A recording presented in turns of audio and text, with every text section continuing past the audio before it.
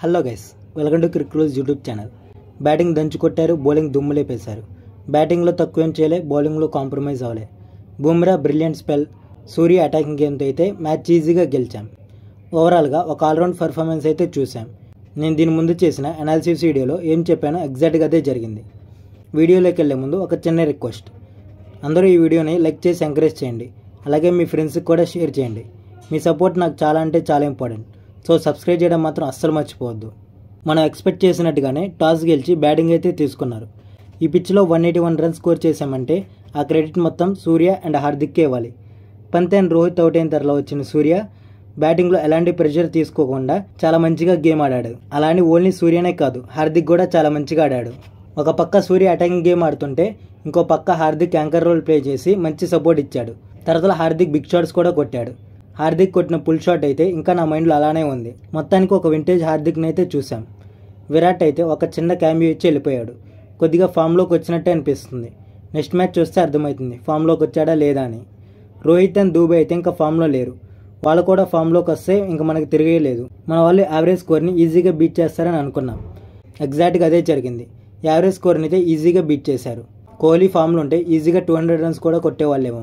మన వాళ్ళు బ్యాటింగ్లో చేసిన మిస్టేక్స్, రషీద్ ఖాన్ బౌలింగ్లో జాగ్రత్తగా ఉండాలని అనుకున్నాం. కానీ పంత్ అండ్ కోహ్లీ రషీద్ ఖాన్ బౌలింగ్లోనే బిగ్ షాట్స్ ఆడడానికి ట్రై చేసి అవుట్ అయ్యారు. ఎనీవే, మనకైతే ప్రజెంట్ బ్యాటింగ్లో ఎలాంటి ప్రాబ్లం లేదు. ప్రజెంట్ ఉన్న బ్యాటింగ్తో మనం ఈజీగా క్వాలిఫై అవ్వచ్చు. కానీ సెమీఫైనల్స్, ఫైనల్స్లోనే ఇలా బ్యాటింగ్ ఆడితే ఓడిపోయే ఛాన్సెస్ ఉంటాయి. ఆఫ్ఘనిస్తాన్ వాళ్ళు కూడా బ్యాటింగ్లో మంచి పాజిటివ్ ఇంటెంట్తో స్టార్ట్ చేశారు.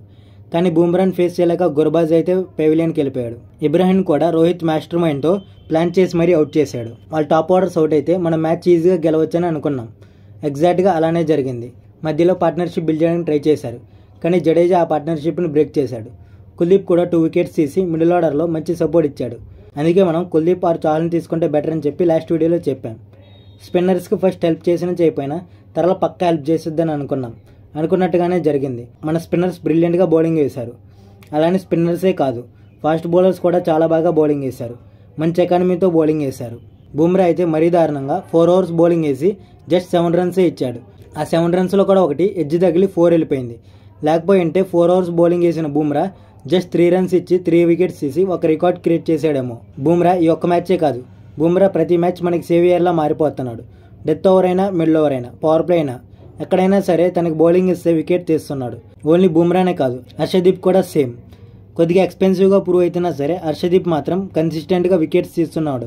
ఇంకా హార్దిక్ గురించి అయితే చెప్పాల్సిన పని లేదు. బ్యాటింగ్, బౌలింగ్లో దుమ్ము రేపుతున్నాడు. మన వాళ్ళు ఈ ఫామ్ని ఇలానే కంటిన్యూ చేయాలని చెప్పి కోరుకుందాం. ప్రజెంట్ అయితే టీం బాగానే ఉంది. టీంలో చేంజెస్ ఏం అవసరం లేదు. అలాగే ఈ టీం గురించి మీరేమనుకుంటున్నారు? నేను మన వాళ్ళ మ్యాచ్ పర్ఫామ్ చూశాక ఏమన్నా చేంజెస్ చేస్తే బాగుంది అనిపిస్తుందా, లేదా ఎలానే ఉండాలనిపిస్తుందో కామెంట్ చేయండి. ఈ వీడియోని లైక్ చేసి మీ ఫ్రెండ్స్కి షేర్ చేయండి అండ్ సబ్స్క్రైబ్ చేయడం మాత్రం అస్సలు మర్చిపోవద్దు.